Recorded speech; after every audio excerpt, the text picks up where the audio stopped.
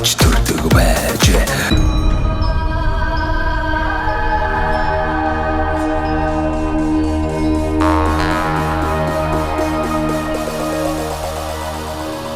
За үзэгчдээ та бүхэндээ орой минь хүргэе. Ингээд сумандаа сайхан амьдрын нэвтрүүлгээ Дундгой аймгийнхаа одоо өндөршил сумаас та бүхэндээ хүргэх гэж байна. За ингээд өндөршил сумынхаа цуврал нэвтрүүлгийг эхлэхийн өмнө бас аймгийн дарга, мөнх чулуун даргаас өндөршил сумын тухай бас тодруулъя. Өндөршил сум маань бас цаашдаа хэрхэн яаж хөгжих вэ?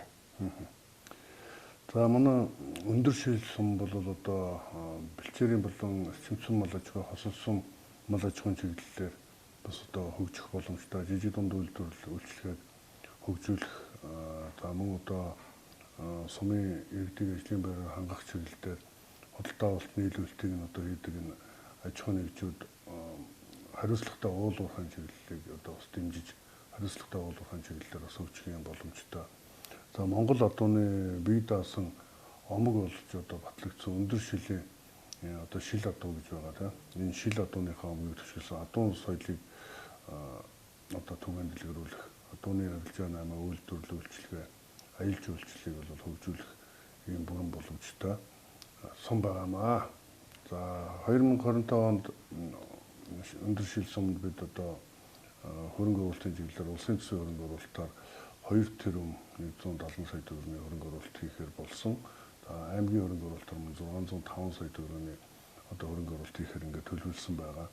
За уул уурхайн одоо олон лицензтэй одоо компаниуд байгаа гэж байна. Эдгээрийн газрын төлбөрийг нь аваад цааш нь одоо хариуцлагатай уул уурхайг нь ажилуулад эргээд сум өр нутгатайгаа хамтарч ажиллаж байгаа газруудтайгаа ингээд хамтраад ажиллахад одоо өндөршил сумын хөрөнгө оруулалт төсөв бол нэмэгдээд ирэх боломжтой. Ингээд мал аж ахуйн чиглэлээр болон аялал жуулчлал, мал аж ахуй, малын гаралтай түүхийдийн үйлдвэрлэл энэ чиглэлээр бол ингээд хөгжих бүрэн боломжтойсэн байгаа. За сайн байцгаана уу. За Дундгой аймгийн өндөршил сум бол 1924 онд байгуулагдсан. Одоо 101 жилийн байтал онцлогдож байгаа сум. Энэ сумын түүхэн онцлог бол ер нь үндсэн суурь нь болохоор за 1760-аад оны үед бог тухайн үеийн Манжин эзэн хааны баруун зүүн төмөр тэмээс чингээсэн. Гадны төмөр тэмээчний сүрэг юм аа. Тэр төмөр тэмээний малчид за тэр тэмээг адуулан малж байсан тэмээчдийн одоо өр хайцаа гэж үзсэн. Тэгээ 1911 оны үндэсний эрхлөөний хувьсгалаар одоо Манжин хааны эзэслийг унгаад монголчууд богд хаан хэмжээг эрхцсэг анжавсан бодогтыг одоо хаан ширэндээ залцаад тэр Манжин хааны эзэнний одоо сан хөмрөг бол богдод шилжсэн. Тэгээд манайхан бол богдын төмөр тэмээний сүргэн өлгийн нутгаа гэж үздэг. Тэгээд ер нь 1924 онд байгуулагдсан цагаас хойш манай өндөршил сум бол ер нь тулгуур аж ахуйн өнөөг хүртэл мал аж ахуй байгаа. Тэгээд мал аж ахуй дотор манай өндөршил сум бол одоо монголчуудын бэлэгдэл болсон төрийн сүлдэндээ дарсан адуун сүрг гэж юу одоо дундгын өндөршил омгийн адуу гэдэг одоо тусдаан бие даасан хурдны болон махны чиглэлийн адуун сүрг бол өндөршил үтгий. За бахархал нь байдаг. Тэгээд одоо борнууд голдуу зүстэй. За тэгээд урдан шалгамаараа алдарсан юм. За тэгээд 1924 онд байгуулсан өндөршил сум маань өсөн хөгжлөө яваад байгаа 1959 онд улс орон дээр үнсэн нэгдэлж их хөдөлгөөнд бүрэн ягаад хувийн масаа одоо нийгэмжлээд төрийн хэмжүүлж болгоод 1973 онд одоо Дундгой аймгийн 15 сумаас хамгийн анхлан одоо нэгдлийн мөнгөн орлогыг өсгсөн мал сүргийн 5 төрөл дээр өсгсөн гэдэг амжилтаараа төрийндэд алтан газуудын гор одоо шагналд одоо асар үнэн цэнтэй байх үед тийм үү тийм маш өндөр шалгуураар болдог байх үед алтан газуудын гор шагнуулаад за говь нутгийн бахархал болсон дэлхийд одоо хосгүй уурхан болох хос өгт одоо тэмээн сүргээ өсгсөн амжилтаараа мөн мөнгөн бойлоор шагнуулж байсан. Ийм ажилсаг малч ард түмэн за бүгд 1959-оос 1992 оны энэ хугацаанд одоо мал одоо социалист тогтолцооны үед мал төрийн өмч авах хугацаанд бол өндөршил сумаас бүгд найрамд Монгол ард улсын авраг малчин 12 төрсөн. За залуу авраг малчин 2 төрсөн. Үүгээр нь бол мөн 12 авраг малчныхаа тоогоор бол дундгойдоо бас л мөн төр социалист тогтолцооны үедээ манлайлж байсан. За нөгөөтэйгүр бас ажилсаг малч хүмүүс хөлтрөө 1976 онд Монгол улсын 330 сумд байгаа орон нутаг судлах танхим гэж байсан бол манайх бүр музейтэй байсан. Үүгээр Монгол улсын соёлын тухайн тооны одоо шилдэг одоо салбар музей гэдэг юм болж байсан. За мөн залгуулад өөрийн гэсэн онц төр баг 3-4 мянган орчим үзүүртэй нутгийн одоо Түмэн олон Донжооны мэрэгэн хэмээн алдарсан Лувсан дорж байгаа үүсгэн байгуулсан одоо тийм музейтэй. За нэмээд очиргоо гэж одоо хүн эрхэлдэг номын хултаатай. 1700 хүн амтай мөлтрөө. За номын хултаатай, дээрээс нь музейтэй ийм бас орон нутгийн байсан. За соёнгийн гэрс ардан байсан гэдэг.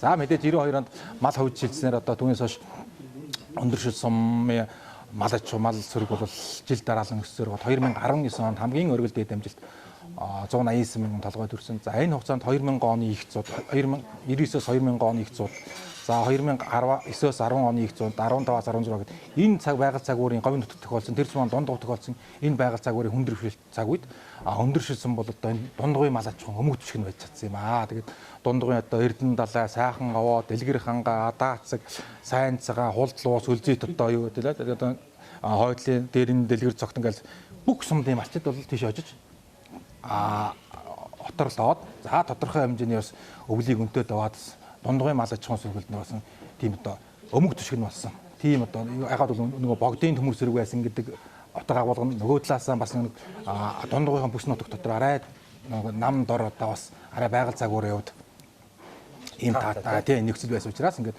маш олон малчид бол тэнд очиж одоо өвлж чаваржаад өнтөө бас өвлж чавраад одоо амжираагаан бол Монгол маллаа авч үлж байсан юм тийм. Нэмээд одоо яг нөхцөл байдлыг байгаа гэхэл манайх ч одоо нэг засаг захиргааны 3 багтай. За 1400 гаруй хүн амтай. За сумын төв дээр за нэг 200 орчим за өрхөө нэг 180 гаруй сурагчтай. 100 орчим хүүд суралцдаг хүмүүстэй цэцэрлэгтэй. За тэгээд 100 орчим төрийн албаа агчгаа засаг даргын тамийн газар, эрүүл мэнд, сургууль, цэцэрлэг гэж соёлын төв гэсэн байгууллагууд. За нэг 260 орчим малчин өрхийн 450 гаруй малчин. Энэ жил 130 гаруй мянган толгой мал таалуулсан. За нэг төмөн адууг одоо 2010 оноос хойш 18 оноос хойш нэг төмөөс дэш адуу таалуулж болоод Тэмээ сүргээ нэг хөр сүрэг аль нэг 4000 гаруй одоо нэг хагас төмөн төгссөн. За бүсд нь бол баг малаа. Үндсэн толгойр аж ахуй бол мал аж ахуй, хүн ард нь ажилсаг хөдөлмөрч. За тэгээд амгалан тайван говь нутгийн одоо тийм эдэл бойтхон сандаа. Яг өөрөө сумынхын төвийн хувьд бас нэлийн эмч зэгцтэй сая 100 жилийн хийхтэй бас нэлийн тэр эмч зэгцтэй хог шороогүй сум гэдэг бас тодтоод нэлийн тогтчил бүтээн байгуулалт ажилласан хийгдсэн байгаа. Ер нь боржгон сум тийм. Яг үнэнд таны хэлж байгаа боржгон сум чи яг боржгон цэцэн вангийн хушууны яг урд захмал манайх ч ер нь 3 хушууны залгаа нутаг. Тэгээд Говь мэрэгэн вангийн хушуу, Түшэт хаан аймгийн Говь мэрэгэн вангийн хушуу, Цэцэн хаан аймгийн Боржгон цэцэн вангийн хушуу, Түшэт хаан аймгийн Дайчин бэсийн хушуу гэх 3 хушууны залгаа буюу өндөршил сумын хойд яг сумынхын төвийн зүүн хойдолд яг баг энгийн уул гэх сайхан уул байна. Тэр баг энгийн уулан дээр 3 хушууны овоолго байна. Ингээд 3 хушуу ирээд нутгийн зааг өчөөс ингээд ирээд тэр овоолгоо нэг ханжуура юм уу судраа авч ирээд тойрдог байсан. 3 овоолго нэрүүгэн одоо их энгийн уул. Тэгэхээр ялч 3 хушууны залгаа нутаг байсан байна. Өндөршил сум маань ер нь цаашдаа алстаа хэрхэн яаж хөгжих вэ? Та болон танаа баг хамт олон сумын иргэд маань ер нь сумынхаа хөгжлийг хэрхэн яаж төсөөлж байна? Сумаа хөгжүүлэхийн төлөө ямар ажлуудыг хийхээр төлөвлөж байна? За манай өндөршил сум 1992 оноос хойш ингээд шинэ үндсэн хуулийн дагуу нутгийн өрөөд төсөөлсөн байгууллага. Статутагийн сонгуулиуд 8 засаг дарга томилогдсон байгаа. Тэгээд би бол 8 дахь засаг дарга байна. 2011 онд өндөршил сум их одоо 10 жилийн стратеги төлөвлөгөө хөгжлийн бодлогыг төлөвлөөд түүнийг хэрэгжүүлээ. За одоо энэ стратеги төлөвлөгөө маань одоо бол хугацаа дууссан гэсэн би одоо шинээр одоо сумын стратеги төлөвлөгөөг нь бодвол манай сумын алсын гараа хөгжлийн одоо тэргүүлэх чиглэл нь бол нэгдүгээр төлөвлөгөөс тулгуур аж ахуй бэлчээрийн мал аж ахуй, бэлчээрийн мал аж ахуй мэдээж ойлгомжтой байгаль цагуур онцлогтой нугаас олон зуун жилд ингээд дасан зохиолд ирсэн тэр аж ахуйгаа улам одоо энэ зах зээлийн нийгэмд яаж үр ашигтай, өндөр ашигтайгаар үржүүлэх вэ гэдэг. За мэдээж үүний зэрэгцээ эрчимчин аж ахуй гэхээр яг шууд суурин гэж ойлгож болохгүй. Одоо тэгээд өндөр ашиг шин бүхийд тодорхой жишээлбэл хурдны чиглэлд одоо тэр шил өмгийн адуун дээр бүр илүү хурдны чиглэлийг байлгаж болно. За альбал мах сүвний чиглэлийн одоо баг малын аж ахуйн дайрж байж болно. Ноолуурын чиглэлийн аж ахуй гэдэг. Ер нь хагас суурин маягийн тийм эрчимчин аж ахуй ингээд дараагийнх байх. За тэгээд хоёрдугаарт нь болохоор мэдээж манайх ч нэг асагдсан сум учраас үйлчлэгээ бас нэлээд гайг хөгжсөн ч үсдэг. 3 колон гэдэг хүн ам цөвдөө ирнэ. 3 колон гэдэг сайхан хангалуун ажиллаад ингээд орлоготой ашигтай байна. За тэгээд тусгай шүүрэлтэй нэг 3 дэлгүүр ер нь манай сумд 17 аж ахуй нэгж колон нэг юу өдрөөр болоо. За ингээд үйлчлэгээний бизнес бай таарна ойлгомжтой. За 2 банк дээр оруулаад 10 барааны дэлгүүр захаал өсчин гэдэргээр ингээд ноёдл хэсгүүр өдр. За ингээ үйлчлэгээ 2 дугаар. За 3 дугаарт нь бол мэдээж тэнд байгаа 1000 гаруй хүний хүмүүс илүү орлоготой, илүү дараагийн амьдралд жижигхэн бол одоо байгаа эдийн засгийн боломжийг нэмэгдүүлэх боломжтой хариуцлагатай бол урхаа гэж болж харж байна. Хариуцлагатай бол урхаа гэдэг юу гэж байгаа вэ? Мэдээж хамгийн түрүүнд хууль дүрмийг бүрдэг. 2 дугаарт байгаль орчиндөө бас нөгөө нөлөөлөл байдал нь нөлөөлөх байдлаа бонц мэдээж байгаль орчинд нөлөөлдөг уурхаа гэж байхгүй. Сөрөг нөлөөлөл бууруулж чадсан. 3 дугаарт хамгийн гол нь ажиллах хүчээ хүний нөөцөө орон нутгаас нь авдаг. Дахиад нэг хоол, унд нөгөө хувцас сэргэлэл одоо бүх зүйлээ орон нутгаас нь олж авдаг. Тэгээд орон нутагт нь татварт нь одоо орон нутгийн татвартанд бүртгэлтэй. Тэгээд бүх татврын орлого нь орон нутагт нь төвлөрдөг буюу татвараа бий даагаад одоо өөрөө сумын өрөө бүрдүүлэх хэмжээний тийм уурхай байвал манай сумд бол ер нь ирээдүйтэй маа гэж бодож байгаа тийм. Тэр нь ойлгомжтой байх мэдээж бэлчээрийн малаж уулуурхаа хоёр ингээд хоорондоо ингээд зөрчилдөг гэж боловч яг бодит байдал дээр үнэхээр хариуцлагатай уулуурхааныг хаашаашаа 3 км-ийн газар гэдэг чинь бол газар дотор энэ дээр кемпинг, нуурхайн, тээвэр бүх юм байлж чадах юм бол энэ чинь бол нэг 1000 малтай за 500-аас 600 малтай айлил нэг аваржааны газар өвлж нь бол туснамаас 3 км газар гэж юм бол багаал газар. Энэ дээр бол тэгэхээр бол ийм хэмжээний газар дээрээс нэг айлын мал аваржих газар дээрээс сумын 100 хүн 200 ажилтаа болоо цаана аж ахуй нэгжүүд нь хүнсээр нийлүүлэн шатхуун нийлүүлээд оёдл эсгүүрээр хүнслэр хамгаалахын хавцыг хийдэг хүмүүс нийгээд ийм бол тэгээд мэдээж орон нутгч нь бас нөгөө талдаа энэ 3 тулгуур дээрс нэмээд хүний хөгжил буюу хүн өөрөө тухайн орон нутгийн хөгжлөд зов явж хүний хөгжил дээр өндөршил хөгжил гэдэг бол өндөршлийн иргэд илүү их ухамсартай, илүү их хариуцлагатай, илүү их боловсралтай, илүү их одоо чадвартай, илүү их одоо хууль дүрмийн дагуу тийм одоо амьдарчдаг хариуцлагатай тийм хүмүүс болж чадсан тохиолдол ингээл улс орон тухайн орон нутгийн хөгжил нөөлж үзэж байгаа. Өндөршил сумын хүн амын даацыг хэд байвал боломжтой вэ? За маш наач бас одоо Улаанбаатар хотод юу нэ байдал хэцүү болчихлоо шүү дээ. Монголын одоо хүн амын бараг 60-70% нь тэнд хордож амьдарч байна, стресстэж байна, төвжирж амьдарч байна. Гэтэл энэ хөдөө орон нутаг бол одоо тэр залуучууд нэг ажлын байраа хайгаал одоо яалтчгүй төвс суурийн цаашлах юм бол бүр гадшаа яваад шүү дээ. Улс орны хөгжүүл хөдөлмөрийн насны нөхөн үржих насны залуучууд маань гадагшаа гараад ирчих юм бол их харамсалтай тийм. Энэ дээр бас залууны бас хараад боддог. Танаа сумын даац яг гүн ер нь гон байж болох уу? Ер нь Монгол улсын одоо ингээд засгийн газар явуулж байгаа хөдөөгийн сэргэлт ингээд бодлого байна. Дээрс нь Улаанбаатар хотод одоо нийслэл Улаанбаатар хотод би ч оюутан байсан амжил амьдрал хийсэн. Тэнд тулгамж бүх асуудлыг баг шийдэл гарсан болоо шүү дээ тий. Орон нутгийг л хөгжүүлэхэд байна. Орон нутгийг хөгжүүлэх гэдэг нь орон нутагт ажлын байр болох, орон нутагт тэр Улаанбаатарт хотод ажиллаж амьдрахтай адил хэмжээний одоо тийм тогтоохыг бий болгох чадвал тэгэл асуудал байхгүй. Тэгээд мэдээж эдийн засгийн хувьд таатай очирныг бүрдүүлэх ёстой байна. Ер нь өндөршил сумын бол бэлчээрийн малдачгууд дээр бол яг бэлчээрийн даац хэлсэн ярьж байгаа бол хүн амын хувьд дээр бол даац бол таны хийж байгаа 20,000 хүн амтай суурин байхад бол ямар асуудал байхгүй. Тэгээд 20,000 хүн амтай суурингийн яаж эзэмдэх хүлээнэ түрүүний хэлдэг хариуцлагатай л уурал болох хэрэгтэй. За нөгөө баялаг бүтээдэг үйлдвэр. Одоо нөгөө танаа сумаас гараад байгаа тэр хаягдаад байгаа нэхийг ядаж боловсруулаад эхлэмээр шүү дээ. Тэгээ ажлын байрууд ингээ бий болох боломжууд байгаа тийм. Бага. Ер нь засмал зам хэрэгтэй. Засмал зам төвс өрөнтэйгээ хамгийн түрүүнд холбогдох нэг талдаа тавдах нөгөө талдаа тэр чинь өчнөө хөрөнгө зарлал хэмдэг түүгээр чинь одоо ингээ бараа таваараа өртөг буурдаг гэдэр инглиш засмал зам манайх бол улсын чанартай авцамаас Говьсөнбөр аймгийн Шивээ говьсмаас авцамаас 110 км байна. Тэр засмал зам нь үнэхээр өндөршил рүү ирдэг бол зам дагаж хөгжил ойлгомжтой манай дээр бол бараа таваараа өртөг буурна буцаагаад манайгаас үйлдвэрлэж чадсан бараа бүтээгдэхүүнийг маш богино хугацаанд ажил малын гаралтай түүхийдээ маш богино хугацаанд төвс өрөнгийн рүү нийлүүлэх боломжтой гэсэн. Одоо сүүлийн үед аялал жуулчлалын салбар шүү дээ. Энэ бол одоо бас дэлхийд дээр маш их хүчтэй одоо мөнгө үйлдвэрлэж шүү дээ. Одоо монголчууд маань тэгээд одоо үйл болохоор утаанаасаа цутаагаал Вьетнам гэх тийм хаянаа хийдэг ингээд яваад тийм хамаг мөнгө өгөөл нь шүү дээ. Гэдэг шиг Монголд за ялангуяа одоо дунд говь танаа өндөршил суманд аялал жуулчлал бас хөгжих боломж хэр байдаг юм бол. Гэхдээ ер нь бол манай өндөршил рүү ямар аялал жуулчлал байх боломжтой гэхээр аялал жуулчлалыг бол одоо утаагүй үйлдвэрлэх гэдэг юм хамгийн одоо зарлагуур мөнгө олох боломжтой салбар гэж ойлгож байна. Үнэхээр тэр бол үнэхээр яг үндэ. Тэнд очиод нэг гадныхан ч очиод тэр Монгол гэртний хомж өнжөө тэр малтай хэрхэн яаж харьцдаг тэр агаарын амьсгалаад одоо тоолоод ингээд байх боломж бол бас байж болно шүү.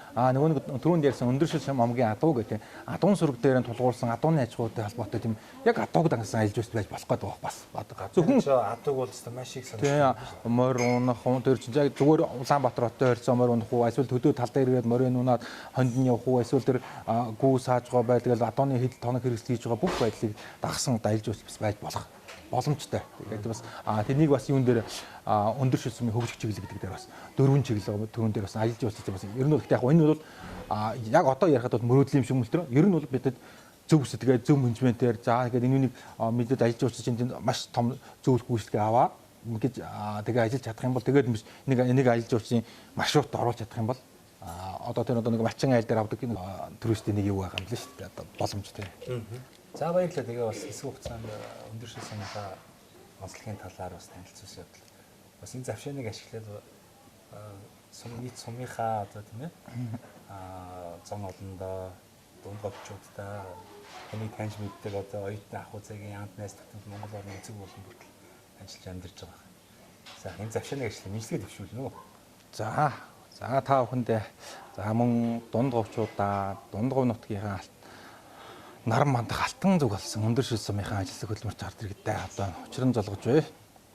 17 дугаар жирны Элдв Эрдэм хэмээх хөгжим модон могоо жилийн Монгол төвний уламжлалт барьсан сар шинийн мэндийг дэвшүүлээ. Та бүхэн сар шиндээ сайхан шинлээрээ элгэрэнгийн камглан төрлөөрөө төвшин амгалан говь нутаг манд гэдэг та хүн ам нь хүн зон нь амгалан жаргалтай мал сүргэн дойтой бодно байгаль цаг уурн хор ороонд тэнгэр хор урамсны хор ороогоо харилцсан мал сүргэн тарган давтаа тэгээд өөрийн сайхан хавар бэлгэр сайхан зам болох аа гэж хэлж байна. Баярлалаа. За монголчуудаа Монгол эх орныг нь танилцуулах зорилготой Монголын хамгийн үзэгчтэй сумдаа сайхан амьдрын нэвтрүүлгээ Дундговь аймгийн өндөр шил сумаас нэвтрүүлгээ бэлтгэн өргөж байна. Ингээд өндөр шил сумынхаа соёлын төвийн үйл ажиллагаатай танилцахаар ирсэн байна. Ингээд тус төвийн өвийн ажилтан цэцэг сайхантай уулзж байна. За танд өдрийн мэнд хүргэе. Танаа соёлын төв бас хэдэн онд байгуулагдж байсан ард иргэдтэй соёлын одоо үйлчлэгийг үзүүлэх хэлбэрээр одоо хэрхэн яаж ажиллаж байна тийм ээ?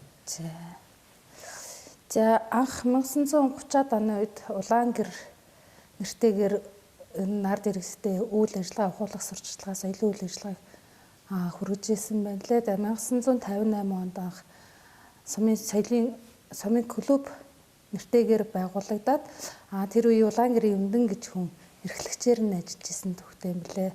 За одоогийн соёлын төв эрхлэгч мөнх цэцэг нь болохоор 1982 оноос эхлээд клубын эрхлэгч за 90-ад оны үеэс соёлын төв бодлоо соёлын төв эрхлэгчээр тасралтгүй 42 дахь жилдээ удирдлага хийж байгаа юм байдаг. За 1990-ад оны үед бол нэг орон тоотойгоор манай соёлын төв эрхлэгч мөнх цэцэг маань ганцаараа ажилладаг байсан гэж ярьдаг. Одоо галаан түлээд цэвэрлэгээ хийгээд соёлын үйлчлэгээгээ иргэдтэй түгээгээд ингээд ганц оронтойтой ажиллаж исэн гэж ярьдаг. За 1995 оноос номын санч кино механикч гэсэн оронтойнууд нэмэгдээд 3 оронтойтой. За цаашлаад 2000 он гараад ерөнхийдөө оронтойнууд нэмэгдээд тэр үед одоо нэг гал төлж үйл ажиллагаа явуулдаг байсан учраас галч гэсэн гэрээт ажилтнтай үйл ажиллагаа явуулдаг байж гад 2010-ад оны үеэс ерөнхийдөө 6 оронтойтойгоор соёлын үйлчлэгийг иргэдтэй хүргэж эхэлсэн юм. За 2016 оноос 16-17 оноос манай сум нийтийн хадлалтанд орсноос эхлээд галч гэрээтэй ажилтдаг галчид байхгүй. Тэгээд одоогоор номын сан, соёлын төв эрхлэгч, номын санч, дуу хөгжмийн багш, бүжгийн багш, үйлчлэгч, за өвийн ажилтан гэсэн 6 оронтойгоор үйл ажиллагаагаа явуулж байгаа. За одоо тэгээ соёлын төвийн маань одоо хамт олон график төлөвлөгөөний ёсоор л одоо үйл ажиллагаа явуулж байгаа тийм ээ. Сумынхаа хүүхд багчуудыг хөгжүүлэх чиглэлээр бас ямар сайхан дугуулангуудыг хичээллүүлж байна. За одоо мөн одоо номын сан маань одоо тогтмол үйл ажиллагаа явуулж бас ард иргэдтэй номын үйлчлэгийг бас үзүүлж байгаа хэрэг тийм ээ. За манай соёлын төв нь одоо бүжиг, уртын дуу, ардын хөгжим, язгуур урлаг гэсэн дугуулангууд ажиллаулдаг. Мөн номын сангийн дэргэдэх оюунлаг тарих клуб, за орон нутгийн судлах танхимын дэргэдэх өв хамгаалагч гэсэн клубүүдийг одоо үйл ажиллагаанд тогтмолж аваад ажиллаад хүүхд багчуудаа одоо үйл ажиллагаа явуулаа хөгжүүлээд ингээ хамтарч ажилладаг байгаа. За сумын иргэдийн хувьд бас ямар ястын үндэстэн одоо зонглон амьдарч байна. Энэ тухайн орон нутгийн бас өв соёл одоо тий энэ урлаг соёл нь бас ямар онцлогтой байдаг энэ талаас нь ярив. За ерөнхийдөө манай сум чинь халах үндэстэн. Ерөнхийдөө халах дуу, халах уртын дуу гэдэг ерөнхийдөө тэр чиглэлээр илүү үйл ажиллагаа явуулдаг. За манай сумын хойд хэсэг нь багахан хэсэгт нь боржгон боржгон авахт ордог. За боржгон авгийн одоо боржгон уртын дуу, за боржгон соёл гэсэн одоо урлагийн үйл ажиллагаануудыг бас хэсэгчлээд ч юм одоо Говь Сүмбэр аймаг, Баян Жаргалан Говь Талд зэрэг сумдуутай хамтраад одоо боржгон чиглэлийн үйл ажиллагаа урдлаг уртын дууны үйл ажиллагаанууд бас хамтарч оролцдог байгаа. За одоо үйл ажиллагаа явуулж байгаа соёлын төвийн одоо байр маань бас хэдэн оны ашигланд орж исэн байр вэ? Бас нэлийн жижигтэр одоо байгууламж байна шүү дээ. Тэгэхээр одоо сумын ард иргэдтэй одоо баяр ёслол болон одоо тэмдэглэлт үйл явдлууд за тэгэл одоо бүхэл арга хэмжээ бол соёлын төвдөр хурал зөвлөгөөн те бүхэл юм зохион байгуулагдаж байгаа шүү дээ. Тэгээд зай талбайны хүрэлцээ бас ямар хөө байна. Мэдээж хэрэг цаг үеэ дагаад соёлын төвийн байрууд маань одоо шинжлэгдэж байна. Танаа сумын хувьд бас соёлын төвийн шинэ байр одоо хизээ ашиглалтанд орох бай. За анх 1958 онд энэ орон нутгийн судлах танхимын үйл ажиллагаа явуулж байгаа энэ барилга маань соёлын сумын клуб нэртэйгээр анх байгуулагдаж баригдаж ирсэн юм лээ. За 1960-аад оны үед магадгүй чулуун барилга баг тий чулуун барилга гэж ярьдаг. Гадна л энэ одоо бол ингээд тоосглоод өнгөрсөн. Тий тоосглоо сая 19 онд нэг цэсар ихтэй тоосглосон байхгүй. Энэ байрыгаа одоо ингээд музей хэлбэрээр ашиглаж байгаа юм шиг байна. Клуб нэртэй клубын зориулалтад баригдаж ирсэн юм барилга. Одоо орон нутгийн судлах танхим маань үйл ажиллагаа явуулж байгаа.